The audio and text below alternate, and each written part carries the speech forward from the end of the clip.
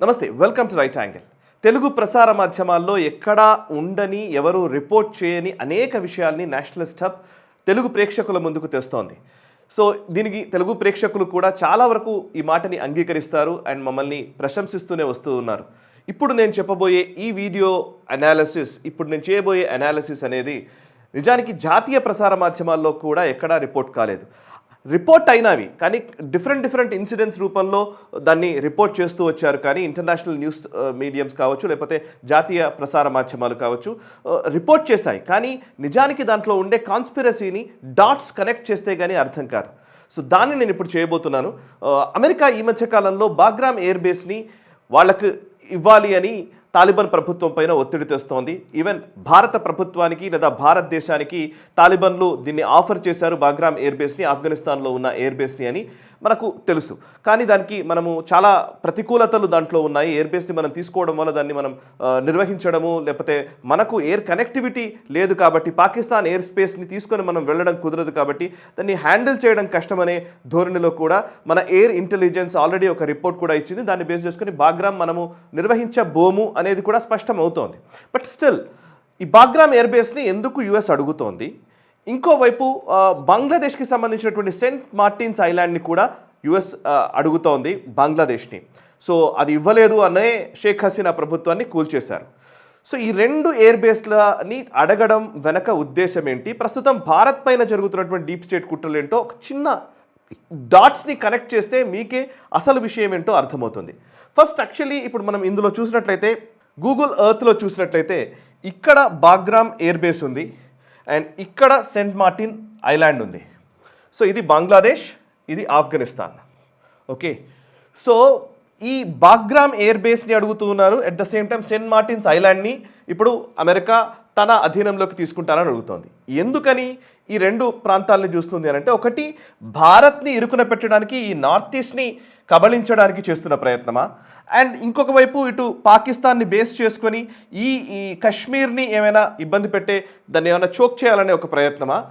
ఇలాంటివి ఒకవైపు ఈ చర్చ నడుస్తున్న టైంలోనే ఇంతకు మించినటువంటి ఒక కాన్స్పిరసీ లేదా ఒక వ్యూహాత్మకమైనటువంటి ఎత్తుగడలోనే అమెరికా ఈ ప్రయత్నం చేస్తున్నట్టుగా మనకు స్పష్టమవుతుంది. అదేంటో నేను చెప్తాను. మీరు చూస్తున్నటువంటి ఈ Bagram air base, at the same time ఇక్కడ ఉన్నటువంటి సెయింట్ మార్టిన్ ఐలాండ్, ఈ రెండింటినీ కూడా తమ మిలిటరీ స్థావరాలుగా అమెరికా ఎందుకు అడుగుతుంది అంటే అసలు కారణం ఇక్కడుంది. ఇది చైనాకు సంబంధించినటువంటి జిన్జియాంగ్ ప్రావిన్స్లో ఉన్నటువంటి లాప్నూర్ న్యూక్లియర్ సైట్. యాక్చువల్లీ న్యూక్లియర్ సీలోస్ ఇక్కడ ఉన్నాయి.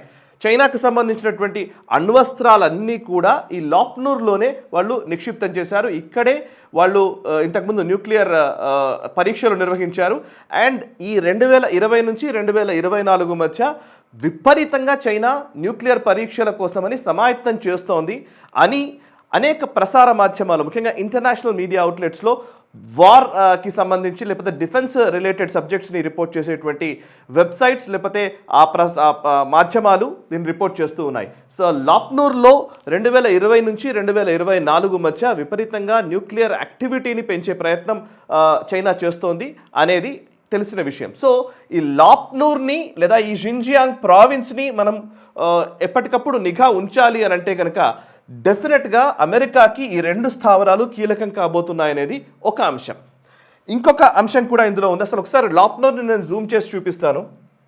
మీరు చూస్తే ఇది లాప్నూర్ అనేది షిన్జియాంగ్ ప్రావిన్స్లో ఉంది. షిన్జియాంగ్ ప్రావిన్స్ అనేది ముస్లిం మెజారిటీ ఉన్నటువంటి ప్రాంతం ఇది. సో ముస్లింల పైన విపరీతంగా చైనీస్ కమ్యూనిస్టులు దాడి చేస్తూ ఉన్నారు. అక్కడ ఉన్నటువంటి వీగర్ ముస్లింల పైన దాడులు అనేకం జరుగుతూ ఉన్నాయి. ఈ వీగర్ ముస్లింలకు సంబంధించిన ప్రస్తావనని యునైటెడ్ నేషన్స్ వరకు కొంతమంది తీసుకెళ్తున్నారు. కానీ నిజానికి అక్కడ ఏం చేయలేని పరిస్థితిలో ఉన్నారు. సో లాప్నూర్ని మీరు గమనిస్తే ఇక్కడ ఉన్న సైట్ని మీరు చూడవచ్చు. జూమ్ చేస్తే ఇది న్యూక్లియర్ సైట్. ఇక్కడ మీకు స్పెసిఫిక్గా ఏం తెలియదు, కానీ డిజర్టెడ్ ఏరియాలో మొత్తంగా ఒక ఆల్మోస్ట్ అసలు ఎటువంటి యాక్టివిటీ లేని, గ్రామాలు కూడా లేని ఒక ఏరియాలో ఇట్లాంటి ఒక ఎస్టాబ్లిష్ ఉంది. అండ్ ఈ ఎస్టాబ్లిష్ మీద ఇప్పటికే అమెరికన్ శాటిలైట్లు లేకపోతే ఇంటర్నేషనల్ ఏజెన్సీస్కి సంబంధించినటువంటి శాటిలైట్లు వాళ్ళందరూ కూడా ఇక్కడ నిఘా తీవ్రతరం చేశారు గత 4-5 సంవత్సరాలుగా. ఏ క్షణమైనా ఎప్పుడైనా సరే ఇక్కడ న్యూక్లియర్ పరీక్షలు నిర్వహించవచ్చు. అది అత్యాధునికమైన టెక్నాలజీతో కూడినటువంటి న్యూక్లియర్ పరీక్షలు నిర్వహించడానికి చైనా సమాయత్తమవుతున్నట్టుగా నిఘా వర్గాల సమాచారం ఉంది. దీన్ని బేస్ చేసుకునే ఈ లాప్నూర్ని బేస్ చేసుకుని కూడా ఇప్పుడు మనం ఈ యాక్టివిటీని ముమ్మరం చేసి ఉండవచ్చు అనేది కూడా విశ్లేషకులు చెప్తున్నటువంటి మాట. సరే, కేవలం లాప్నూర్ న్యూక్లియర్ రియాక్టర్స్కి సంబంధించి లేకపోతే న్యూక్లియర్ సీలోస్ని బేస్ చేసుకునే ఈ నిర్ణయం తీసుకుందా అంటే దానికి మించి కూడా ఇంకా అనేక కారణాలు కూడా ఉన్నాయి. సో భారత్ని ఒక రకంగా ఇబ్బంది పెట్టడానికి ఇప్పుడు ఈ మధ్య కాలంలో చూస్తే బంగ్లాదేశ్లో ఈ మధ్యలోనే మనం గమనిస్తే మొన్న మధ్యనే బంగ్లాదేశ్లో రెజీమ్ చేంజ్ జరిగింది. ఎట్ ద సేమ్ టైం నేపాల్లో రెజీమ్ చేంజ్ జరిగింది. And at the same time Ladakh లేలో కూడా ఈ మధ్య కాలంలో జెన్జీ ప్రొటెస్టులు జరిగాయి. మీరు చూస్తే సోనం వాంగ్చుక్ ఆధ్వర్యంలో జరిగినటువంటి జెన్జీ ప్రొటెస్ట్లు అవన్నీ మనం గమనించవచ్చు. సో ఇక్కడ ఉన్నటువంటి ఈ లే కావచ్చు అండ్ నేపాల్ కావచ్చు అండ్ బంగ్లాదేశ్ కావచ్చు, బంగ్లాదేశ్లో రెజీమ్ చేంజ్ జరిగింది. సో ఇక్కడ సెయింట్ మార్టిన్ ఐలాండ్ కావాలని అమెరికా అడుగుతోంది. అండ్ లైన్ చూస్తే ఇక్కడ బాగ్రామ్ ఎయిర్ బేస్ ఉంది. అండ్ ఇది పిఓజేకే పార్ట్, పాకిస్తాన్ ఆక్రమిత మన భూభాగం, జమ్మూ కాశ్మీర్ భూభాగం. సో ఇది ఒక కీలకమైనటువంటి వ్యవస్థ. And at the same time ఈ నార్త్ ఈస్ట్లో క్రిస్టియన్ స్టేట్గా మార్చే ఒక ప్రయత్నం కూడా అమెరికన్ డీప్ స్టేట్ చేస్తోంది. సో దానికోసమని అక్కడ ప్రయత్నాలు కూడా జరుగుతూ ఉన్నాయి. ఇంకా చెప్పాలంటే చైనాకి కౌంటర్గా జరుగుతున్నటువంటి యాక్టివిటీస్ ఇవి. చైనా ఏం చేస్తుంది చూస్తే ఇక్కడ ఎల్లో కలర్ డాట్ లైన్స్ ఉన్నాయి కదా, ఇది జిన్జియాంగ్ ప్రావిన్స్ నుంచి మన పాకిస్తాన్ ఆక్రమించుకున్నటువంటి మన భూభాగమైన జమ్మూ కాశ్మీర్ నుంచి ఇలా ఆల్మోస్ట్ బుర్హాన్, అదేవిధంగా డేరా ఇస్మాయిల్ ఖాన్ అండ్ క్వెట్టా నుంచి గ్వాదార్కి ఒక సిపిఈసి కారిడార్ వేశారు. చైనా పాకిస్తాన్ ఎకనామిక్ కారిడార్ అని ఈ మధ్యకాలంలో వాళ్ళు డెవలప్ చేశారు. ఇదొక route. And at the same time ఇక్కడ నుంచి ఈ లాహోర్ నుంచి కరాచీ నుంచి కూడా ఒక రూట్ని చైనా ఏర్పాటు చేసి చైనా అక్కడ డెవలప్ చేస్తోంది. So China Pakistan economic corridor ఇటువైపు ఉంది. పాకిస్తాన్తో ఒప్పందం చేసుకుని చైనా పాకిస్తాన్తోని కలిసి ఒక ఎకనామిక్ కారిడార్ని ఇక్కడ ఏర్పాటు చేసుకున్నారు. At the same time Myanmar నుంచి మీరు యునాన్ ప్రావిన్స్ ఉంది, ఇది ఈ యునాన్ ప్రావిన్స్ నుంచి క్యాక్పు అనే ఒక పోర్ట్ ఉంది, ఇక్కడికి మయన్మార్తో కూడా చైనా మయన్మార్ ఎకనామిక్ కారిడార్ని కూడా ఏర్పాటు చేసుకున్నారు. సో వాణిజ్యపరంగా ఈ రెండు ప్రాంతాల అభివృద్ధికి మయన్మార్తోని అటు పాకిస్తాన్ తోటి చైనా ఒప్పందాలు చేసుకుని అక్కడ డెవలప్మెంటల్ యాక్టివిటీ చేస్తున్న పరిస్థితి కనబడుతోంది. సో దాన్ని కౌంటర్ చేయాలంటే అంటే ఈ పార్ట్ మొత్తాన్ని కూడా చైనా శాసిస్తున్నట్టుగా కనబడుతున్న టైంలో ఇప్పుడు ఒక సూపర్ పవర్ గేమ్ నడుస్తోంది, చైనానా అమెరికానా అని. సో ఆ సూపర్ పవర్ గేమ్ని ఎవరు అధిగమిస్తారో, ఎవరు దాంట్లో విజయం సాధిస్తారో వాళ్ళు జగజ్జేతలుగా నిలుస్తారు. కాబట్టి సో ఆ వార్లో భాగంగానే ఇప్పుడు అమెరికా రంగంలోకి దిగింది అనేది ఒక పాయింట్. ఇంకొక పాయింట్ కూడా దీంట్లో ఉంది, అదేంటంటే రేర్ ఎర్త్కి సంబంధించినటువంటి అంశం. రేర్ ఎర్త్స్కి సంబంధించి చూసినట్లయితే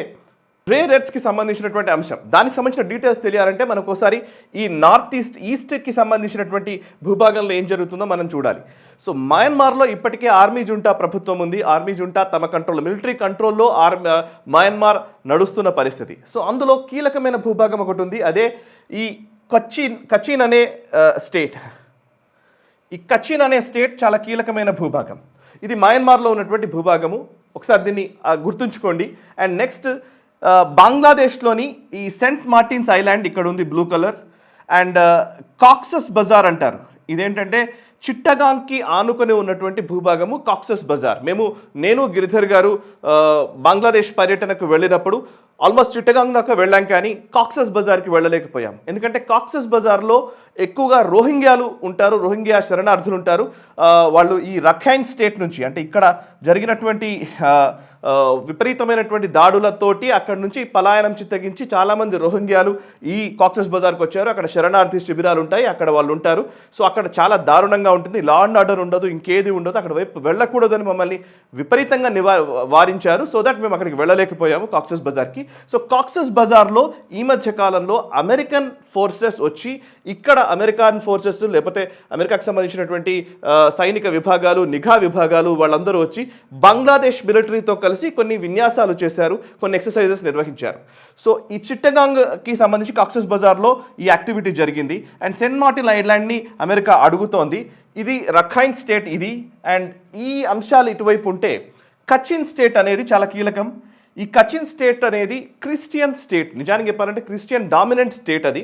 అండ్ మయన్మార్ దేశాన్ని పూర్తిగా బుద్ధిస్ట్ దేశంగా గతంలో ప్రకటించినప్పుడు దానికి వ్యతిరేకంగా కచిన్కి సంబంధించినటువంటి కొన్ని వింగ్స్ కొన్ని ఆర్గనైజేషన్స్ విపరీతంగా రోడ్లపైకి వచ్చాయి. వాళ్ళు సాయుధ పోరాటానికి దిగారు అండ్ వాళ్ళు విపరీతంగా మిలిటరీ జుంటాకు వ్యతిరేకంగానే పోరాటం చేశారు. అండ్ సో కచిన్లో ఉన్నటువంటి ఈ క్రిస్టియన్ డామినెంట్ స్టేట్ కాబట్టి దీన్ని కూడా ఎక్స్ప్లాయిట్ చేసే ఒక ప్రయత్నం కూడా జరుగుతోంది. సరే, ఎక్స్ప్లాయిటేషన్ అమెరికా చేసేదానికంటే కూడా చైనానే ఎక్కువ ఎక్స్ప్లాయిట్ చేస్తుందని మనకు తెలుస్తోంది. సో ఈ మధ్య కాలంలోనే సిఎన్బిసిలో ఒక ఆర్టికల్ వచ్చింది, how war on Myanmar plays a critical role in China's rare earth dominance అని ఈ వార్తా కథనం. అంటే చైనా ఈరోజు రేర్ ఎర్త్ మినరల్స్కి సంబంధించి ఒక డామినెంట్ పొజిషన్లో ఉంది. అంటే ప్రపంచంలో ఎక్కువ రేర్ ఎర్త్ సప్లై చేస్తున్నటువంటి దేశంగా చైనా నిలుస్తోంది. సో రేర్ ఎర్త్ కావాలంటే చైనా ఎక్స్పోర్ట్ చేయాల్సిందే. ఈరోజు రేర్ ఎర్త్ కోసం వేచి చూస్తున్న పరిస్థితి ప్రపంచ దేశాలన్నీ కూడా. చైనా ఆపితే చాలా వరకు వాళ్ళ యాక్టివిటీస్ ఆగిపోయే పరిస్థితి కనబడుతుంది. దాని గురించి మేము గ్లోబల్ రౌండప్లో చాలాసార్లు మాట్లాడుతూనే ఉన్నాం. కానీ చైనాకి మయన్మార్ నుంచి ఈ రేర్ ఎర్త్ ఎక్స్పోర్ట్ అవుతున్నది. అందులోనూ కచిన్ స్టేట్లోనే రేర్ ఎర్త్స్ ఎక్కువగా ఉన్నాయి. దీని మీద ఆర్టికల్స్ కూడా ఉన్నాయి. దాంట్లో ఏంటంటే వాళ్ళు చెప్తున్న లెక్క ప్రకారం ఏంటంటే కచిన్ స్టేట్ నుంచి రేర్ ఎర్త్ ఎక్కువగా వెళుతోంది. సుమారు 57% చైనాకు సంబంధించినటువంటి ఇంపోర్ట్స్లో ఈ మయన్మార్ కచిన్ రీజియన్ నుంచే వాళ్ళకి ఎగుమతులు అవుతున్నట్టుగా మనకు తెలుస్తోంది. సో అందులో 2018లో 8,147 టన్నులు రేర్ ఎర్త్స్ వెళితే 2019లో 14,428 టన్నులు, 2020లో 17,457 టన్నులు అండ్ 2021లో 19,000 పైచిలుకు టన్నులు, 2022లో 11,000 టన్నులు. అంటే కొంచెం అక్కడ తగ్గింది. బట్ 2023కి వచ్చేసరికి సుమారు 40,000 పైచిలుకు టన్నుల రేర్ ఎర్త్స్ చైనాకు ఎక్స్పోర్ట్ అవుతున్నాయి ఈ మయన్మార్ నుంచి. సో కచిన్ స్టేట్ అనేది చాలా కీలకము. ఇది క్రిస్టియన్ డామినెంట్ స్టేట్గా చెప్తూ ఉంటారు. సో ఈ ప్రాంతం నుంచే రేర్ ఎర్త్స్ ఎక్కువగా చైనాకి వెళ్తున్నాయి. సో చైనా ఈరోజు ఈ రేర్ ఎర్త్స్ విషయంలో కంట్రోల్ చేయగలుగుతోంది ప్రపంచాన్ని అనంటే because of Myanmar. So Myanmar నుంచి వెళుతున్నటువంటి ఈ నేపథ్యంలో సో మయన్మార్ని అమెరికా తన కంట్రోల్లోకి తీసుకోవాలని అనుకుంటోందా అనేదే అసలు ప్రశ్న. ఒకవైపు ఏమో షిన్జియాంగ్ ప్రావిన్స్లో ఉన్నటువంటి లాప్నూర్ న్యూక్లియర్ సీలోస్ చైనాకు సంబంధించిన ఉన్నవి, దాని గురించి ఒకటి. ఇంకోవైపు ఈ రేర్ ఎర్త్స్కి సంబంధించి చైనా కంట్రోల్ చేస్తున్న నేపథ్యంలో చైనాను కంట్రోల్ చేయాలంటే మయన్మార్ని కంట్రోల్ చేయాలి, కంట్రోల్లోకి తీసుకోవాలని అమెరికా భావిస్తుందా అనేది ఇంకొక అంశం. సో బంగ్లాదేశ్ ఆల్రెడీ వాళ్ళ కంట్రోల్లోకి వచ్చింది. సో నేపాల్ కూడా తమ కంట్రోల్లోనే ఉంది. సో ఇప్పుడు మయన్మార్ని కూడా తమ కంట్రోల్లోకి తీసుకుంటే సో ఓవరాల్గా చైనాకి చెక్ పెట్టవచ్చు అని వాళ్ళు భావిస్తున్నట్టుగా మనకు అనిపిస్తోంది. అండ్ ఇంకోవైపు బాగ్రామ్ ఎయిర్ బేస్ని కూడా అమెరికా అడుగుతోంది అని అంటే సో అది కూడా చాలా ఇంపార్టెంట్ రీజియన్. అది కూడా మీరు చూస్తే గూగుల్ ఎర్త్లోనే చాలా స్పష్టంగా మనకు కనబడుతుంది. సో మీరు చూడొచ్చు, ఇది బాగ్రామ్ ఎయిర్ బేస్. ఇది ఆఫ్ఘనిస్తాన్లో ఉంది. కాబూల్కి సమీపంలో, కాబూల్కి 40 కిలోమీటర్ల దూరంలో ఉంటుంది. సో ఇది మన భారత బార్డర్. నిజానికి మాట్లాడితే ఇది ప్రస్తుతం చైనా కంట్రోల్లోనే ఉంది. ఇది ఖైబర్ పఖ్తూన్ఖ్వా రీజియన్. సో ఇక్కడ పాకిస్తాన్ చాలా ఇబ్బంది పడుతోంది. సో బాగ్రామ్ ఎయిర్ బేస్ని తమ కంట్రోల్లోకి తీసుకుని అండ్ చైనాకి సంబంధించిన యాక్టివిటీస్ని కొంతమేర ఎప్పటికప్పుడు నిఘా పెట్టి వాటిని కంట్రోల్ చేయగలిగితే చైనా ఇంటర్వెన్షన్ పాకిస్తాన్లో తగ్గించడం ఒకవైపు, ఇంకోవైపు మయన్మార్ విషయంలో కూడా చైనా ఇంటర్వెన్షన్ని తగ్గించడము, రేర్ ఎర్త్స్ విషయంలో తమ డామినెన్స్ని పెంచుకోవడము అమెరికా, అండ్ ఇట్లా అనేక ఈక్వేషన్స్ మధ్య ఈ గేమ్ నడుస్తోంది. సో ఇందులో రేర్ ఎర్త్స్కి సంబంధించినటువంటి ఒక అంశము వాణిజ్యపరమైనటువంటి అంశం ఒకటైతే, ఇంకోవైపు మిలిటరీ అవసరాలకు సంబంధించినటువంటి కీలకమైనటువంటి విషయాలు కూడా ఇందులో ముడిపడి ఉన్నాయి. కాబట్టి అమెరికా చాలా దీర్ఘకాలిక దృష్టితోటి ఈ ప్రయత్నాలన్నీ చేస్తోంది. అండ్ ఇక నేపాల్ని ఇవన్నిటిని ఆక్యుపై చేసుకున్న నేపాల్ని ఆల్మోస్ట్ కబళించిన నేపథ్యంలో ఇప్పుడు మీరు చూస్తే బిగ్గర్ గేమ్లో భాగంగా మనం చూస్తే ఇటు పాకిస్తాన్ సహా ఆఫ్ఘనిస్తాన్ తమ కంట్రోల్లోకి తెచ్చుకోవడము అండ్ ఇటు మయన్మార్ని తమ కంట్రోల్లోకి తెచ్చుకోవడము, అదే పనిగా ఇటు నేపాల్ ఆల్రెడీ వాళ్ళ కంట్రోల్లో ఉంది. ఇప్పటికే నేపాల్కి ఆనుకొని ఉన్నటువంటి గతంలో సిక్కింలో తమ ఆధిపత్యాన్ని పెంచుకోవడం, సిక్కింలో తమ ప్రభుత్వాన్ని నెలకొల్పేందుకు గతంలో ప్రయత్నాలు జరిగాయి. కానీ మన కీలకమైన ఆపరేషన్స్ నిర్వహించడం వల్ల సిక్కిం రాష్ట్రం భారతదేశంలో మర్జ్ అయింది 1965 ఆ టైంలో. 1970స్లో మన దేశంలో సిక్కిం మర్జ్ అయింది. లేకపోయి ఉంటే సిక్కిం వాళ్ళ అధీనంలో ఉండి అమెరికా అధీనంలో ఉండేది. సో బట్ ఇప్పుడు సిక్కిం కావచ్చు, ఇటు నేపాల్ కావచ్చు, ఇక్కడ లదాఖ్లో అన్రెస్ట్ని క్రియేట్ చేయడం కావచ్చు, నార్త్ ఈస్ట్లో వాళ్ళ యాక్టివిటీస్ని పెంచడం కావచ్చు, ఇవన్నీ చూస్తూ ఉంటే ఈ పూర్తిగా ఈ కారిడార్ని అమెరికా తమ కంట్రోల్లోకి చెప్పు చేతుల్లోకి తీసుకురావడానికి ప్రయత్నం చేస్తున్నట్టుగా స్పష్టంగా కనబడుతోంది. అటు అమెరికా కావచ్చు, ఇటు చైనా కావచ్చు, ఇద్దరు కూడా ప్రయత్నాలు చేస్తున్నారు. వాటిని పూర్తిగా ఎదుర్కొంటూ ఇవన్నీ కూడా రీసెర్చ్ అండ్ అనాలిసిస్ వింగ్ తమ ఎప్పటికప్పుడు నిఘా నిర్వహిస్తూనే, ఎప్పటికప్పుడు కౌంటర్ యాక్టివిటీస్ చేస్తూనే వాళ్ళ ఎత్తులకు పై ఎత్తులు వేస్తూ మనం వాళ్ళ ఎత్తుల్ని చిత్తులు చేసే ప్రయత్నం ఖచ్చితంగా మనం చేస్తున్నాము. దాంట్లో మనం సక్సెస్ అవుతున్నాం కూడా. ఎందుకంటే నార్త్ ఈస్ట్లో మనం ఇన్సర్జెన్సీని పూర్తిగా ఆపగలుగుతున్నాము. మనం వాళ్ళ యాక్టివిటీని పూర్తిగా ఎప్పటికప్పుడు ఎక్స్పోజ్ చేస్తూ ఉన్నాం. సో భారతదేశం ఏమీ ఊరుకోలేదు. భారతదేశం కూడా ఒక ఎత్తుకి 10 ఎత్తులు, ఒక దెబ్బకి 10 దెబ్బలు అన్న విధంగానే భారత ప్రభుత్వం కూడా ముందుకు సాగుతోంది. సో ఇవన్నీ కూడా మనకు అవగాహన కోసమని, ఇవన్నీ తెలియాల్సిన అవసరం ఉంది కాబట్టి నేను గూగుల్ ఎర్త్లో మీకు ఎక్స్ప్లెయిన్ చేశాను.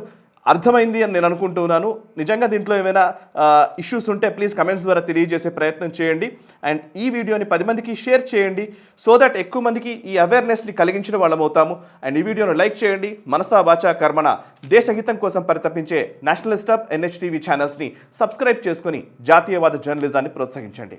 Thank you very much. ఈ వీడియో మీకు నచ్చినట్టయితే లైక్ చేయండి, 10 మందికి షేర్ చేయండి. అలాగే కామెంట్ల రూపంలో మీ అభిప్రాయాలను మాతో పంచుకోండి. Nationalist hub group of channels ను సబ్స్క్రైబ్ చేసుకుని తెలుగునాట జాతీయవాద జర్నలిజాన్ని ప్రోత్సహించండి. ఈ వీడియో కింద ఉన్న బెల్ ఐకాన్ పై క్లిక్ చేయడం మర్చిపోవద్దు.